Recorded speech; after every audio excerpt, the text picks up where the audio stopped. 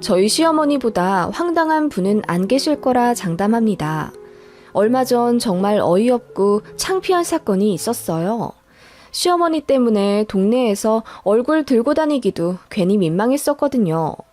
그래도 다행히 친구 엄마랑 손잡고 역으로 시어머니를 골탕 먹이려 하다가 예상 밖의 더 큰 행복을 얻게 되었답니다. 꽤 흥미로운 이야기가 될 거라 생각하고 게시판에 글을 한번 써볼게요. 저는 4살 딸아이 엄마입니다. 아이 낳고 쭉 전업이다가 슬슬 일 좀 해봐야겠다 싶어 얼마 전부터 동네 어린이집에 아이를 보내고 있었죠. 공인중개사 시험을 준비하면서 프리랜서로 오타 봐주는 알바도 간간히 하며 열심히 살고 있었어요. 저희 시댁은 옆 동네라서 차 타고 빨리 오면 5분 안에도 도착할 정도로 엄청 가깝습니다. 부담스럽지 않냐고요? 네, 솔직히 좀 부담스러웠어요. 왜냐하면 저희 결혼하자마자 시어머니가 합가하자고 하는 걸 남편이 겨우 말려서 그나마 협상한 게 옆 동네이셨거든요. 그것도 저희 아파트 단지로 이사 오겠다는 걸 제가 그건 너무 부담스럽다고 결혼하자마자 반합가하며 어머님 간섭받는 거 너무 힘들 것 같다고 울고불고 해서 겨우 옆 동네로 정하신 겁니다. 왜냐하면 시어머니가 남편한테 엄청 집착하세요. 결혼 전에는 진짜 몰랐거든요. 그런데 결혼하고 나서부터 전에는 잘 챙기지도 않았다던데 남편 영양제 등 건강에 엄청 신경 쓰시고 전에는 잘 하지도 않았던 연락에 전전긍긍하시며 일주일에 3번, 그러니까 이틀에 1번꼴로 꼭 안부 전화를 해야 직성이 풀리신다며 저희 부부를 엄청 숨막히게 하셨습니다. 남편 말로는 남편 혼자 살 때는 관심도 없으셨고 쳐다도 안 보셨다네요. 뭐 먹고 사는지 궁금해하지도 않았고 남편 자취방 냉장고에 음식이 있는지 쓰레기가 있는지 알지도 못하셨대요. 남편이 회식에서 굴 잘못 먹고 노로바이러스 걸려서 이틀을 죽다 살아났을 때도 알아서 병원 가라며 찾아오지도 않으셨다던데 그런 분이 아들 결혼하자마자 돌변해서는 우리 아들 거리시는 겁니다. 남편도 당연히 그런 어머니에게 거부감이 들었죠. 저는 솔직히 알 것 같더라고요. 저희 친정엄마도 시어머니 입장이니까요. 저도 오빠가 있는데 저 시집가기 1년 전에 결혼했어요. 자연스럽게 시어머니 입장이 된 저희 친정엄마도 변하긴 하더라고요. 저는 새언니가 저희 집에 참 잘한다고 생각했는데 저희 친정엄마는 영 맘에 안 차시나 봐요. 그리고 제일 중요한 건 아들 시집 보내고 나면 주변에서 입들을 엄청 댄답니다. 며느리가 뭐 해줬네, 저 집 며느리는 어떻게 하네 등등 말도 많고 그래서 아들 첫 개혼할 때는 시어머니들이 많이들 혼란스러워하고 착잡해 하신다네요. 저도 그런 걸 직접 본 입장이니까 저희 시어머니의 변덕스러운 마음을 조금은 이해를 합니다. 아니, 이해하려고 노력을 하는 거죠. 솔직히 저도 여자인데 같은 여자한테 그렇게 적대감을 가지고 내 아들 혹은 시댁에 잘하는지 못하는지 눈에 불을 켜고 지켜보는 게 부담스럽지 않겠어요? 아무튼 그런 시어머니가 합가를 운운하시며 같은 아파트 단지까지도 들어오려고 하시는데 제가 얼마나 놀랐겠어요. 그래서 제가 꺼려하는 걸 아시고는 시어머니가 한번 울고불고 난리 났던 적이 있습니다. 남은 날이 얼마 되지도 않았는데 이대로 우리 아들이랑 영영 거리 두면서 살게 생겼네. 며느리라고 들인 게 아들이랑 엄마 사이만 갈라놓게 하고 이럴 거면 결혼을 괜히 시켰나 봐. 내 배 아파 낳은 자식 남 좋은 일만 시켰네 하시는 거예요. 그 말 듣고 기분 좋을 며느리가 어딨나요? 그래서 저도 대들었죠. 어머님, 어떻게 그렇게 말씀하세요? 제가 무슨 억하심정이 있어서 어머님하고 남편 사이를 갈라놓겠어요. 그리고 이사 문제는 저희 남편하고 얘기 끝나신 거잖아요. 근데 왜 저한테... 그야, 네가 싫다고 하니까 우리 아들도 나보고 가까이 이사 오지 말라는 거잖아. 엄마, 그게 무슨 말이야? 아니, 내가 죽었는지 살았는지 생전 관심도 안 두고 살다가 나 결혼하니까 왜 나한테 친한 척이야? 남편이 원래 좀 직설적이라 그렇게 말을 하니까 시어머니가 경악하듯 놀라며 우시더라고요. 저게 지 와이프 생겼다고 감싸 안는 것 좀 봐. 내가 언제 너한테 관심이 없었니? 너 어떻게 말을 그렇게 해? 결혼하고 나서 이렇게까지 변하다니. 역시 남자는 여자를 잘 만나야 한다더니. 엄마, 그럼 말도 안 되는 소리 하실 거면 당장 돌아가세요. 무슨 결혼하자마자 합가를 하네. 같은 아파트로 이사를 오시네 마시네 하시는 거야. 그리고 남은 날이 뭐가 얼마 안 남으셨어. 엄마가 나보다 건강해. 그렇게 남편이 톡 쏘아대듯 말하자 어머님은 별 말씀도 더 못하시고 돌아가셨습니다. 그게 결혼 후 처음으로 시댁과 크게 부딪힌 사건이었고 어머님은 그 이후로 저를 엄청 미워하셨어요. 막말한 건 따지고 보면 남편인데 불똥은 저한테 튀더라고요. 어머님은 제가 남편을 조종하는 마녀 같은 며느리라고 생각하시나 보더라고요. 그리고 주변 사람들이 어머님께 저를 초장에 잡아야 앞날이 편하다는 식으로 입을 대나 보더라고요. 주변에서 잔뜩 입대는 첫 아들 결혼인데다 며느리 환상도 있으신 분이니 그런 다툼이 얼마나 어머님을 삐뚤게 만들었을지 안 봐도 훤하긴 하더군요. 아무튼 그런 시어머니였지만 저도 나름대로 노력한다고 했어요. 마음이 불편했으니까요. 그리고 어르신이니까 제가 좀 숙여야 한다고 생각했습니다. 그래서 안부 전화도 자주 드리고 남편 없이도 시댁에 찾아가 식사 준비도 돕고 다과도 하면서 어머님 마음을 좀 풀어드리려고 노력했어요. 백화점 가면 제 것만 사지 않고 2번 중 1번 정도는 어머님 것도 똑같은 거 같이 사서 선물해드리고 그러니 어머님도 슬슬 저를 미워하는 마음을 돌리시는 것 같더라고요. 그래도 다른 사이좋은 고부 관계들처럼 돌아가기는 어려웠습니다. 일단 원수 같은 사이만 안 되면 다행이라는 생각이었고 어느 정도 제 목표를 이뤘다고 생각했죠. 오며 가며 안 볼 수도 없는 사이인데 같이 있을 때 적어도 불편하지만 말자라는 생각이 있었거든요. 그렇게 약간의 이슈가 있었던 저희 고부 사이였고요. 몇 년 지나고 저도 아이를 갖고 낳으면서 사이가 조금은 가까워졌다고 생각했습니다. 그런데 제가 아이 낳고 나서 제가 어머님 심기를 또 건드렸나 보더라고요. 저희 애가 좀 유별났어요. 밤에 잠 안 자기로 유명했습니다. 아이가 밤낮이 바뀌니 저도 낮에 애 낮잠 잘 때 같이 잘 때가 많았거든요. 그래서 낮에 어머님 전화를 못 받을 때가 몇 번 있었습니다. 그게 서너 번 되니 어머님은 제가 일부러 그런다고 생각하셨나 봐요. 아니, 부재중 뜨면 늘 콜백했거든요. 그런데 애가 깨고 나서 밥 주고 기저귀 갈고 뭐 하고 그러다 보면 바로 전화를 못 드릴 수도 있죠. 확인 후 2-3시간 후에 전화 드릴 때도 있었는데 어머님은 그 모든 것들이 제가 시어머니를 무시한다고 생각하신 거예요. 그래서 갑자기 집에 쳐들어와 문을 쾅쾅 두드리시며 화를 내실 때도 있었고 문자로 막 폭언을 하신 적도 있습니다. 애 낳고 유세 부리지 말라면서요. 그리고 주말에 친정에 갔다가 애가 화장실에서 넘어져서 뒤통수를 15반을 꿰매는 바람에 예상보다 이틀 더 친정에 머무르게 된 적이 있었어요. 그랬더니 그게 또 어머님은 기분이 엄청 나쁘셨나 봐요. 친정 갔다 오면 늘 시댁도 찾아오라고 하셨거든요. 그런데 애가 다쳤는데 어떡합니까? 뒤통수 꿰매서 카시트에 제대로 앉아있지도 못하는데요. 그치만 이미 심기가 뒤틀려버린 시어머니는 혼자 이 상상 저 상상 하다가 결국 제가 어머님을 개무시하기 때문에 이런 일이 벌어졌다는 결론을 내리시곤 저한테 심하게 화를 내셨어요.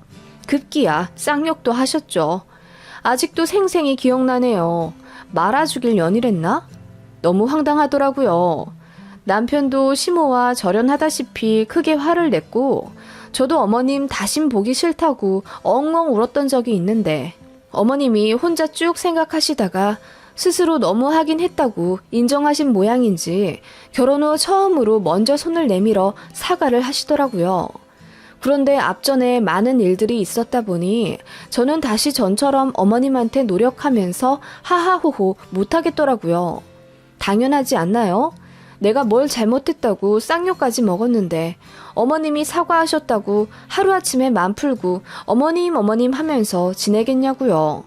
그렇다 보니 그냥 미적지근한 고부관계가 되었습니다. 그게 3살 때 일이었나? 그 이후로 1년 정도 대면했었죠. 그러다가 이제 제가 아이를 어린이집에 보내게 되었고 그 와중에 친한 엄마들이 생겼습니다. 애 낳고 나면 공동 육아다 뭐다 해서 동네 엄마들이랑 친하게 지내고 그러던데 저는 아이가 하도 낮에 자고 그러다 보니 기회를 좀 놓쳤었어요. 그러다가 이제 어린이집 가게 되면서 겨우 엄마들이랑 수다를 떨게 된 거예요. 남편도 너무 잘 됐다면서 제가 낯선 동네에서 외롭게 육아하고 있는데 이제 친구도 생겼으니 스트레스 좀 풀으라 하면서 저한테 다른 엄마들이랑 식사하고 커피하라며 몇십만 원씩 턱턱 내주곤 했습니다. 그런데 어머님이 그 사실을 아시고 그게 또 보기 껄끄러우셨나 봐요. 아니, 다른 엄마들이랑 정보 공유하는 건 좋은데 나는 그런 게 좀 한심해 보이더라. 집안일도 안 하고 애 엄마들끼리 모여서 수다나 떨고 앉아있는 게 좀 그렇게 아빠들이 번 돈 다 쓰면서 허송세월 보내는 것 아니겠냐. 어머님, 그렇다고 해서 매일 만나서 커피 마시고 밥 먹고 그러겠어요? 일주일에 2-3번이 다예요. 그것도 만나면 1시간 이내로 파하고요. 그리고 저 지우 낳고 단 한 번도 제 시간 가져본 적이 없어요. 이제야 좀 숨통 트이는데 좋게 봐주시면 안 되나요? 그리고 저 나름 공부랑 일도 하고 있잖아요. 그건 그렇다만 모여서 뭔 얘기나 할런지 해봤자 저들 시댁 욕이나 하겠지 하시면서 어머님은 역시나 못마땅해 하셨죠. 그러던 어느 날 어머님이 아이 어린이집에서 하원할 때 같이 가보고 싶다 하시더군요. 그래서 알겠다 하고 다니는 어린이집을 알려드렸죠. 거기서 만나기로 하고 하원 시간 맞춰서 어린이집 앞으로 갔는데 웬걸 저희 어머님이 저보다 먼저 와 계셔서는 다른 엄마들이랑 웃으며 이야기하고 계신 거예요. 네, 지우 할머니라고 불러주시고 앞으로 종종 올 테니 잘 부탁드려요. 어머님, 언제 오셨어요? 아까 왔지. 저기 지우 같은 반 엄마들이랑 커피 한잔 하기로 했는데 너도 올 거지? 하시길래 깜짝 놀랐습니다. 제가 놀란 얼굴로 아이 친구 엄마들을 보는데 다들 떨떠름한 표정으로 당황해하고 있더군요. 시어머니가 뭐라고 말씀하셨길래 커피를 먹자고 하시지? 그리고 이건 완전히 주객 전도잖아요. 제 아이 친구 엄마들인데 저더러 올 거냐뇨. 아, 커피 마시기로 하셨어요? 그랬더니 아이 친구 엄마들이 손살에 치면서 갑자기 바쁜 일이 생겼으니 먼저 가겠다 하고 아이들 데리고 서둘러 자리를 파하더라고요. 그거 보니 어머님이 제 아이 친구 엄마들 부담스럽게 하셨나 싶어서 조금 창피하더군요. 어머님, 이제 지우 하원 때 종종 오신다고요? 안 그러셔도 되는데 어머님 무릎도 안 좋으시잖아요. 아니다. 나도 종종 오려고. 그리고 너 공부한다면서 나한테 하원 맡겨도 된다. 어머님, 그런 거 엄청 싫어하셨잖아요. 애 낳고 조부모한테 맡기는 거 모렴치한 짓이라면서. 내가 그랬냐? 아무튼 종종 올게. 하시는 시어머니셨습니다. 사실 저희 시어머니는 제가 아이 낳고 나서 별로 정을 안 주시는 것 같아서 이렇게 나오시는 게 의외였어요. 그리고 손자 봐주다 보면 한도 끝도 없다면서 아예 처음부터 봐주지도 않으셨습니다. 저도 단 한 번도 부탁드려 본 적도 없지만요. 먼저 선을 그으셨던 분인데 갑자기 아이 하원을 도와주시겠다뇨. 그렇게 몇 번 오후에 저희 아이 어린이집 앞에 오셔선 저 없을 때 아이 엄마들이랑 수다를 떠시더라고요. 어머님도 외로우셨나 하는 생각도 들고 아이가 모처럼 할머니 손잡고 하원하는 게 너무 좋은지 행복해하는 것 같아서 어머님이 굳이 그러시겠다면 오지 마시라고 말지는 않았습니다. 그런데 어느 날 친하게 지내는 아이 엄마가 저에게 따로 전화를 하더군요. 지우 엄마, 나야, 현수 엄마. 다름이 아니라 지우 할머니 때문에 말이야. 네? 저희 시어머니요? 왜 그러세요? 아니, 내가 말을 할까 말까 고민을 많이 했는데 지우 할머니가 요즘 우리한테 말도 많이 붙이시고 커피도 먹으러 가자는 식으로 좀 다가오시는 거 알고는 있지? 어머, 요즘도 그러세요? 저는 잘 몰랐어요. 그냥 하원 때만 잠깐 인사하시는 줄 알았는데.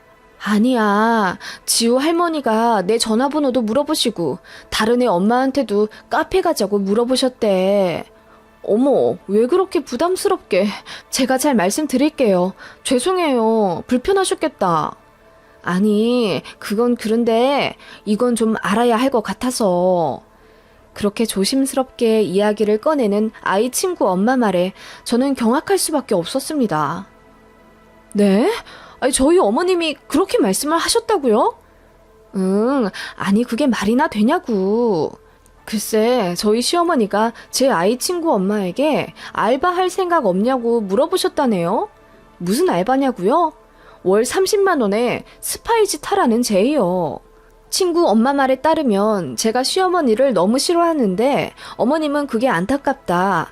본인이 9세대라 신세대인 며느리 마음을 잘 못 헤아리는 건 아닐까 싶어서 속마음을 좀 알아보고 싶은데 며느리가 벽을 치고 차갑게 군다. 며느리 마음에 좀 들고 싶은데 본인에 대해 욕하는 거 없는지 좀 알아봐달라고 했다네요. 그래서 그 제의를 누가 받아들여. 괜히 고부관계 악화시킬 수도 있는 건데. 그리고 30만 원 줄 테니 말을 옮겨달라는 게 말이나 돼? 어머, 어머님이 정말 그렇게 말씀하셨다고요? 누가 보면 내가 엄청 못된 며느리이고 어머님은 저랑 잘 지내려고 노력하는 불쌍한 시어머니인 줄 알겠어요. 그 반대인데. 그러니까 내가 봐도 지우 엄마가 그럴 사람은 아니거든. 그래서 그 제의 받아들인 사람이 있긴 해요? 아니, 그럴 리가. 그리고 아직 나한테만 말씀하신 모양이야. 내가 거절하면 다른 엄마들한테 제안하시려나 봐. 아, 나 정말 동네 창피해서 하원 어떻게 가. 지우 친구 엄마들한테 완전 개망신이잖아. 얼굴이 너무 화끈거려서 못 견디겠더라고요. 바로 시어머니한테 전화해서 왜 그러셨냐고 따질까 하다가 아이 친구 엄마 말에 귀가 솔깃하더군요. 차라리 이렇게 하는 건 어때? 그 엄마는 이렇게 하자고 하더군요. 본인이 그 제안을 받아들이는 척 하면서 시모를 골탕 먹이는 건 어떻냐는 겁니다. 어떻게 말씀이세요? 자기는 시어머니가 너무 좋다고 칭찬만 했다고 하는 거야. 우리 어머님은 저 피곤할까봐 안부 인사도 하지 말라고 하시고 애 봐줄 테니 바람 좀 쐬고 오라고 하신다면서 며느리 사랑이 아주 극진하다고 입에 침이 마르도록 어머님 좋은 얘기만 했다고 할게. 자기 시어머니 꽤 꼬장꼬장 하시다면서. 네, 그렇죠. 그 반대로 얘기를 하는 거야. 그러면 시어머니도 뭔가 느끼는 바가 있겠지. 그 얘기를 듣고 보니 그것도 일리가 있겠더라고요. 그래서 바로 작전을 시작했습니다. 그 엄마는 돈 안 받고 커피 한 잔에 그 제안을 받아들이겠다고 시어머니에게 말씀드렸다네요. 그랬더니 뛸 듯이 기뻐하면서 매일 전화를 하셨대요. 우리 며느리가 오늘은 시어머니에 대해 무슨 말을 했냐는 식으로요. 그래서 친구 엄마가 이랬대요. 지우 엄마는 시어머니 너무 좋아해요. 용돈도 주시고 말도 엄청 다정하게 하신다면서요. 아들한테 집착하는 시어머니들 이해 안 간다면서 본인 시어머니는 정반대라고 아들보다 며느리 입장을 더 잘 헤아려 준다고 얼마나 좋아하는데요. 친정엄마가 둘 있는 것 같은 기분이래요. 라고 했더니 시어머니가 떨떠름하게 반응하면서 그래요? 우리 며느리가 진짜로 그랬다고요? 하면서 앞으로는 시어머니의 험담을 좀 할 수 있도록 먼저 물꼬를 터보라고 노골적으로 제안까지 하셨다네요. 그래도 끝까지 제가 시어머니 칭찬만 했다고 하자 시어머니가 더는 그 친구 엄마에게 전화하지 않았다네요. 그리고 시어머니도 저를 향한 눈빛이 좀 달라지시더라고요. 예전에는 톡 쏘듯 말씀하시고 제가 뭘 하든 마음에 안 들어 하셨는데 웬일로 칭찬도 좀 하시고 저한테 생전 안 주시던 용돈도 주시더라고요. 너무 놀라웠습니다. 그렇게 완전히 다른 사람이 되어버린 시어머니는 어느 날 저에게 술 한잔 하자며 저희 남편에게 저녁에 애 좀 맡기고 나오라 하시는 겁니다. 원래는 절대 안 그러시거든요. 아이 아빠 일하고 오면 힘들다고 저더러 아이 맡기고 쉴 생각하지 말라고 독하게 말씀하신 분인데요. 아무튼 그렇게 시어머니와 동네 호프집에서 술 한잔하고 있으려니 처음엔 어색해 죽겠더라고요. 그런데 어머님이 술이 한 잔, 두 잔 들어가니 이렇게 말씀하시더라고요. 내가 그동안 너무했지? 다른 사람 말 듣고 너에 대해 오해도 많이 하고 그랬던 것 같아. 아, 네. 그럴 수 있죠. 네가 그렇게 착하고 마음 넓은 애인지도 모르고 시애미가 잘 못해줘서 외롭고 그랬지? 그래서 사람들한테 사랑받는 척하고 다녔던 거야? 네? 그게 무슨 말씀이세요? 어? 아니다. 내가 취해서 무슨 말을 하는지. 아무튼 그동안 내가 미안했다고 사과하려고 너 부른 거다. 앞으로는 너한테 모질게 말하지 않을게. 그동안 우리 많은 일들이 있었잖니. 서로 오해도 하고 앙금도 쌓였을 텐데 오늘 이후로 풀고 다시 잘 지내보자. 아, 네, 어머님. 저도 노력할게요. 그렇게 엄겁결에 어머님과 악수를 하고 평화의 협정을 맺었습니다. 사실 친구 엄마랑 그렇게 작전을 짠 건 시어머니가 스스로 민망해 하시라고 일부러 반대로 말한 거였거든요. 그런데 어머님은 제가 시어머니 사랑을 못 받아서 슬픈 마음에 사람들에게 반대로 말하고 다녔다고 생각하나 보더라고요. 그런 제가 짠하게 느껴지신 건지 아니면 시어머니 욕을 안 하고 다녔다는 것에 감동을 받으신 건지 마음이 완전히 풀리셔선 저한테 먼저 손을 내미신 거였고요. 다행히 어머님은 그 스파의 제안을 딱 그 아이 친구 엄마에게만 하셨답니다. 다른 엄마들한테 전화번호를 묻긴 하셨지만 좋은 건지 나쁜 건지 그 엄마들이 저희 시어머니가 이상하신 분 같다고 느끼고 전화를 받지 않았다네요. 그래서 망신살이 그 정도에서 그쳤던 거죠. 저와 짜고 시어머니에게 역장난을 펼친 그 아이 엄마는 다행히 제 심정을 잘 알아주는 좋은 분이라 이 일을 절대 누설하지 않고 비밀 지키겠다 약속해 주셨어요. 저는 그래서 그 엄마와도 더 좋은 벗이 되었고 시어머니와도 살갑게 잘 지내고 있었습니다. 정말 황당한 이야기죠?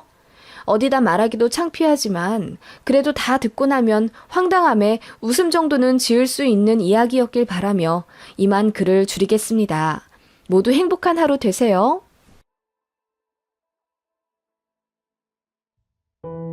당시에는 아찔했던 상황이지만 지금 생각하면 참 어이없고 헛웃음까지 나는 황당한 사건이 있었습니다. 남편이 시어머니 때문에 중환자실에 실려갔는데요. 동네 창피해서 어디다가도 쓰지 못했던 이 이야기를 익명의 힘을 빌어 이 게시판에 한번 써봅니다. 딱 작년 이맘때쯤 일어난 이야기 같네요. 저희 시어머니는 아들 사랑이 아주 대단하십니다. 저희 남편이 장남인데다 지역적인 분위기가 있어서 남아 선호 사상도 정말 심합니다. 어머님은 세상에서 제일 잘나고 소중한 존재가 본인의 아들이라고 생각하시고 시누이들과 평생을 차별하며 저희 남편을 키워왔습니다. 그런 환경임에도 불구하고 그런 배경이 너무 지겹고 고리타분하다고 생각했던 건지 남편은 시어머니의 아들 타령을 정말 싫어했어요. 그래서 더 독립적으로 자라며 본인 여동생들에게 그 사랑을 나눠주던 마음 따뜻한 사람입니다. 시어머니가 그러시더라고요. 난 딸들 입에 들어가는 밥 한 톨이 아까워. 전부 우리 아들 입에 들어갈 것들인데 저것들이 뺏어 먹는 것 같다니까 아주. 어머, 어머님, 다 똑같은 소중한 자식인데 어떻게 그렇게 말씀하세요? 어머님이 낳으신 딸들이잖아요. 그러게 말이다. 내 배 아파서 낳은 내 자식들인데 난 왜 그렇게 딸들이 미운지 몰라. 그저 우리 아들이 최고지. 그런 식으로 대놓고 아들 사랑을 표현하시는 시어머니 때문에 시누이들은 일찌감치 질리고 질려 20살 되자마자 독립하고 연 끊다시피 하며 살았대요. 엄마라고 다 같은 엄마가 아니니 시누이들도 애초에 엄마의 사랑을 포기한 불쌍한 딸들이죠.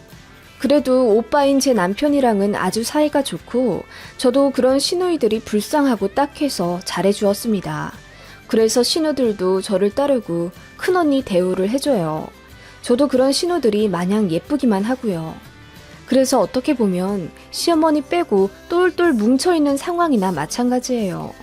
남편이 시어머니를 달래도 보고 크게 화를 내보기도 해도 사람이 쉽게 달라질 수 없듯 어머님의 아들 편에도 결코 변하지 않더라고요. 그러다가 큰 사건이 하나 터졌습니다. 저희 막내 신우가 갑상선 암에 걸렸어요. 초기라 항암 치료도 없이 바로 수술로 완치를 기대할 수 있다고는 했지만 어쨌든 암이잖아요. 가족 중에서 제일 어린 막내 신우가 암에 걸리니 저희 남편도 어찌나 속상해했는지 모릅니다. 저도 놀란 맘에 눈물을 쏟아내기도 했고요. 그런데 소식 들은 시어머니 반응이 어땠는지 아세요? 요새 갑상선암 많다는데 뭐가 그렇게 큰일이라고 다들 유난을 떠는 거야. 수술로 떼어내면 그만이지. 아들은 신경 쓸 거 없어. 이러더라고요. 갑상선 암 수술을 받는 본인의 막내딸 건강보다 그걸로 신경 쓸 아들 걱정을 하는 게 말이 되나요? 그 일로 막내 신우는 시어머니를 다시는 엄마로 생각하지 않겠다며 장례식에도 안 갈 거라고 울고불고 절연을 선언했고, 시어머니는 그 소리에도 눈 하나 깜짝 안 하고 그러라 하시더라고요. 정말 대단하신 분입니다. 그 일로 남편 역시 본인 어머니에게 크나큰 실망을 했고, 세상에 아들만 보이는 듯한 어머니의 태도에 너무너무 질린 나머지 연락을 끊더라고요. 그제야 울고불고 시어머니가 난리가 나셨습니다. 내가 다신 안 그러마. 그래, 네 말대로 딸들도 살펴보고 그러마. 알았다, 알았어. 하시며 미안하다고 비시더군요. 남편이 조건을 하나 더 내밀었습니다. 이 사람, 우리 와이프한테도 그만 좀 구박하셔요. 엄마도 며느리 입장이었잖아. 그런데 어떻게 그래? 내 와이프는 내 종노릇 하려고 결혼한 게 아니라 내 배우자야. 서로 사랑해서 한 결혼이고 나도 와이프를 보호하고 챙겨야 할 의무가 있어. 그러니까 제발 우리 와이프한테 나 챙기라고 간섭 좀 하지 마. 엄마, 그거 다 이혼 사유야. 아들 인생 더 망치기 싫으면 그만하시라고요. 알았다, 알았어. 내가 이제 조심하마. 그러니까 제발 얼굴 안 보이고 연락 안 하겠다는 말만 하지 말아다오. 내가 우리 아들 없이 어떻게 사니? 엄마, 에휴. 그렇게 어찌저찌 상황이 마무리되고 시어머니는 대놓고 딸들과 며느리는 무시하지 않으려 했지만 속내가 어디 쉽게 바뀌겠어요? 아들이랑 연 끊어질까봐 그런 척하고 사는 거죠. 그걸 모르는 저희도 아니었습니다. 아무튼 그렇게 몇 년 지내고 있었죠. 크고 작은 일들이 역시나 있었지만요. 그러던 와중 저희 남편이 혈중 지질이 높다는 건강검진 결과를 받게 되었어요. 나이에 비해 건강관리도 잘하고 그렇게 심각한 수치도 아니었는데 어쩌다 사실 알게 된 어머님이 세상 끝난 듯 우시며 아들 건강이 나빠졌다며 난리를 치시더라고요. 그 원인을 또 저한테 미루시며 제가 남편 관리를 제대로 못했다며 며느리 탓을 하려 하시더군요. 역시나 그 성격 어디 못 간다고.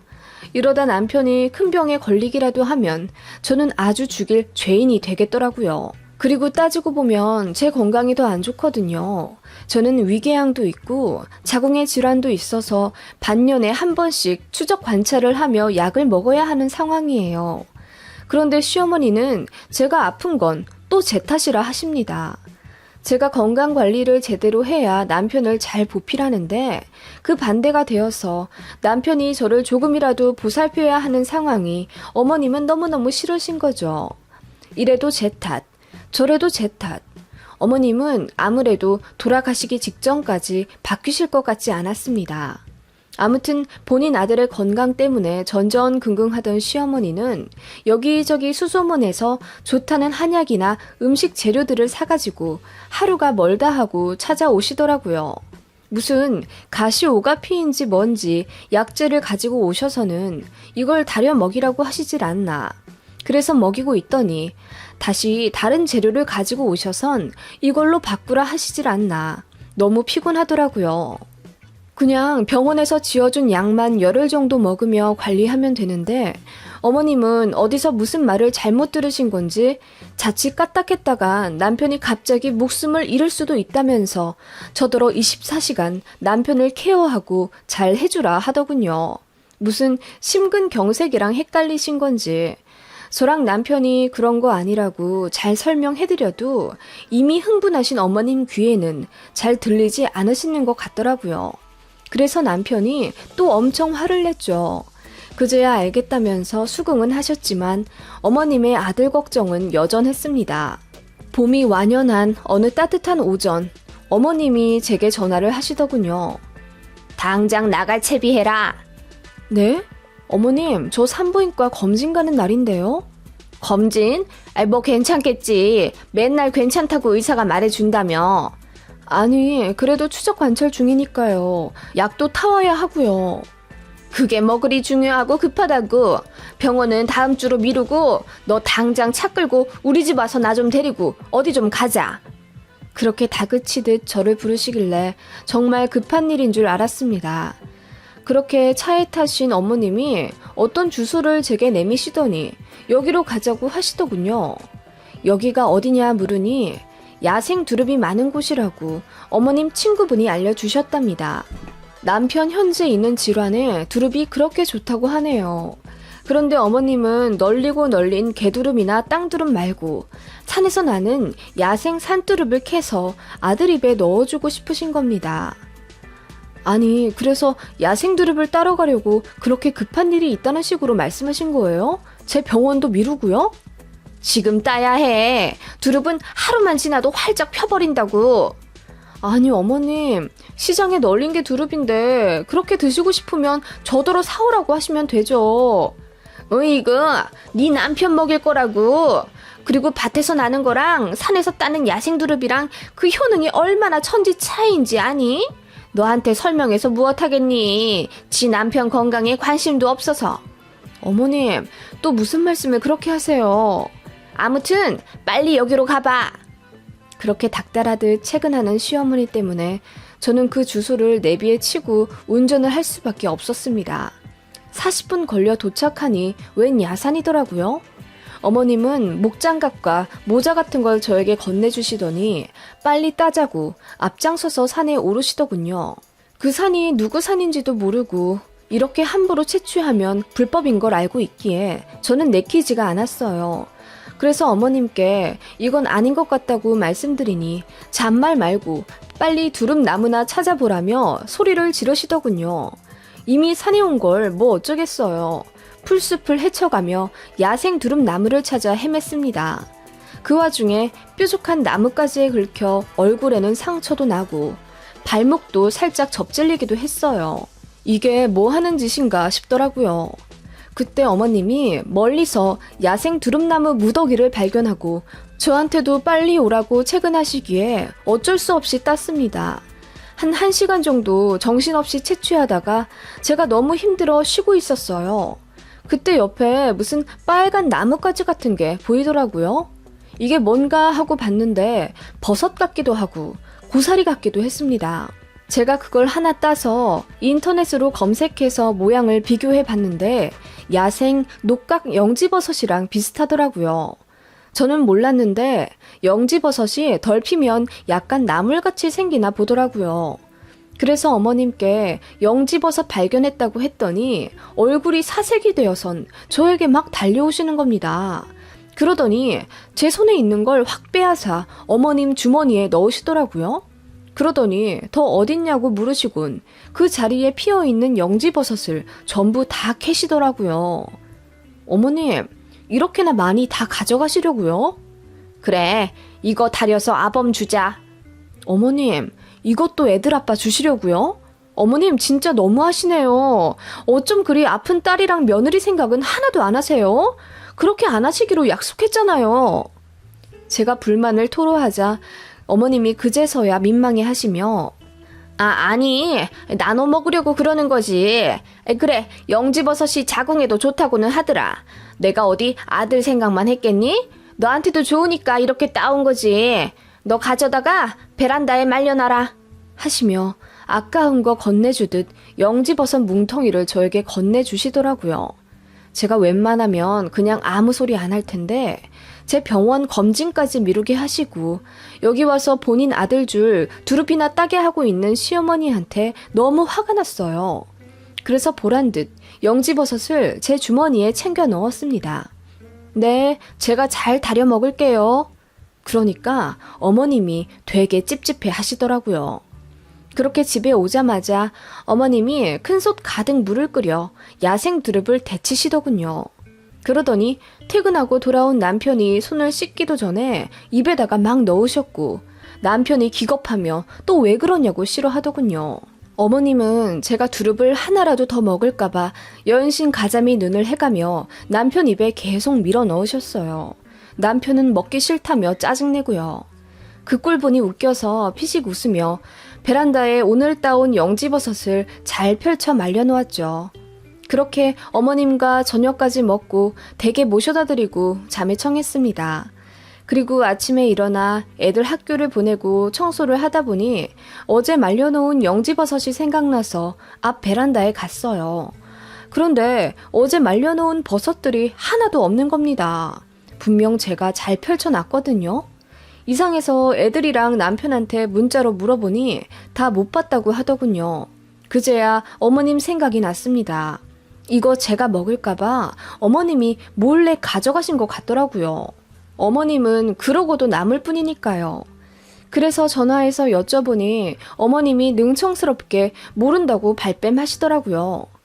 너희 집에 쥐 있는 거 아니냐? 쥐가 다 가져가 먹어버렸나 보지. 이러시더라고요. 너무 황당했습니다. 쥐는 무슨. 그러던 어느 날 남편이 시어머니 심부름이 있어 시댁에 잠깐 들러 저녁까지 먹고 집에 오겠다 하더군요. 그러라고 했습니다. 그런데 그날 밤 집에 들어온 남편 안색이 별로 좋지 않았습니다. 여보, 어디 안 좋아? 식은땀도 흘리는 것 같고. 무슨 일 있어? 아니, 엄마 집에서 밥 먹은 게 체했나? 두릅을 너무 많이 먹었나? 그게 아직도 있어? 며칠 지났으면 상했을 텐데. 아까워서 먹이셨나? 그런가? 먹었을 때는 별 냄새 안 났는데. 아무튼 속도 안 좋고 어지러워서 나 좀 일찍 누울게 하더니 남편이 쓰러지듯 자더라고요. 그렇게 다음날 애들이 등교를 하고 남편 출근 시간이 되었는데도 일어나지 않았습니다. 여보, 일어나. 출근해야지. 하고 남편을 깨우는데 온몸이 차갑게 식어 있고 식은땀에 이불이 젖을 정도였습니다. 보니까 안색도 하얗게 질려 있길래 저는 정말 남편이 죽은 줄 알았습니다. 엉엉 울며 119를 불러 바로 대학병원 응급실로 갔습니다. 가서 바이탈 측정하고 피 검사하고 CT 찍고 우왕좌왕 난리가 났어요. 그런데 의사가 검사 결과 수치를 보고 급성 백혈병 증상 같다며 정밀 검사를 해봐야 한다는 거예요. 그 말에 하늘이 무너지는 듯한 느낌을 받았습니다. 뒤늦게 소식을 들은 시어머니가 저 멀리 병원 입구에서부터 대성통곡을 하며 뛰어 들어오시더라고요. 우리 아들 어떻게 된 거야? 왜 갑자기 쓰러졌어? 응? 모르겠어요. 어제 밤부터 안색이 안 좋았어요. 그 말에 어머님이 주저앉아 우시고는 담당 의사는 저에게 어제 남편이 뭘 먹였냐, 하는 일이 방사능과 접촉할 만한 일이냐 등 간단하게 질문을 하시더라고요. 제가 어머님께 저녁에 남편이랑 뭐 드셨냐고 여쭤서 어머님이 소불고기랑 김치전 등 먹었다고 기억을 더듬어 말씀하시더라고요. 그때 의사가 고개를 갸웃하시더니 혹시 남편이 평소에 먹는 한약이나 다려 먹는 물 같은 거 있냐고 하시더라고요. 최근 비슷한 사례가 있었다면서요. 저는 없다고 했죠. 그랬더니 어머님이 슬그머니 제 옷깃을 잡으시는 거예요. 사실 내가 영지버섯을 타려다가 어제 아들한테 줬다. 이러시더라고요. 무슨 영지버섯이요? 그거 어머님이 가져가신 거 맞죠? 아무튼 그거 달인 물을 남편에게 먹이셨다고요? 제가 어머님께 큰 소리로 반문하자 옆에 있던 의사가 적극적으로 다가와 캐 물으시더군요. 어떤 버섯이요? 영지버섯? 혹시 빨갛고 좀 기다랗고 뿔같이 생긴 거 맞습니까? 이러시길래 제가 산에서 본 그 버섯 찍은 사진을 의사에게 보여드렸어요. 그랬더니 한숨을 쉬시며 최근 이런 사례가 또 있었다는 거예요. 무슨 말이냐고 여쭙자 이거 영지버섯 아니에요. 붉은 사슴뿔 버섯이라고 맹독 갖고 있는 거예요. 독버섯을 먹이신 거라고요. 그 말에 어머님이 혼절하듯 주저앉으시더라고요. 저는 어머님을 붙잡고 얼마나 먹이셨냐고 여쭙죠. 그랬더니 한 줌 쥐어서 큰 솥에 한가득 우려낸 걸 냉장고에 넣었다가 남편 주셨다더라고요. 그런데 남편이 맛이 이상하다면서 한 모금만 먹고 정수기 물만 먹었다 하더라고요. 어머님은 그런 남편이 안타까워서 2리터짜리 빈 생수병에 그 영지버섯 달인 물을 한가득 넣어 남편 트렁크에 넣어주셨다고 하네요. 회사 가서 먹으라고요. 결과적으로 남편은 한 모금 겨우 먹은 거예요. 그런데도 맹독성을 가지고 있는 버섯이다 보니 남편에게 바로 증상이 나온 겁니다. 남편은 혈액 수치가 비정상적으로 낮게 나오고 정신도 잃은 상태로 중환자실에 실려갔고 그렇게 2주 정도 의식을 잃은 채 치료를 받았습니다. 중간중간 바이탈이 낮아져 진짜 몇 번이나 초상 치를 뻔했어요. 그 바람에 어머님도 몇 번이나 기절하시다시피 우셨고요. 남편이 다시 깨어났을 때는 온몸의 피부가 거의 벗겨져 있었고 눈도 잘 안 보인다고 하더라고요. 병원장까지 내려와 살펴보시더라고요. 그래도 일시적인 증상이었는지 한 달 정도 그렇게 병원에서 치료받으니 거의 회복이 되긴 했지만 각종 약물 부작용으로 간 수치가 급상승해서 남편의 입원 기간도 길어졌습니다. 결과적으로 남편은 6개월 정도 병원 신세를 지게 된 거예요. 그렇게 퇴원했지만 몸이 완전히 축나서 남편은 회사에 휴직계도 내고 집에서 쉬게 되었어요. 저희 시어머니는 아들한테 미안해서 죽고 싶다고 엉엉 우시더라고요. 며느리가 혹시라도 몸에 좋은 거 먹을까봐 몰래 가져온 그 버섯이 독버섯일 줄 누가 알았겠어요. 그리고 그 결과 내 소중한 아들한테 치명적이었다는 사실에 어머님은 죄책감을 크게 느끼셨습니다. 남편이 뒤늦게 알고 어머님한테 엄청 화내더군요. 어머님은 결국 고개를 들지 못하셨습니다. 어머님의 어긋난 아들 사랑이 결국 아들을 해치게 된 결과를 낳은 거예요.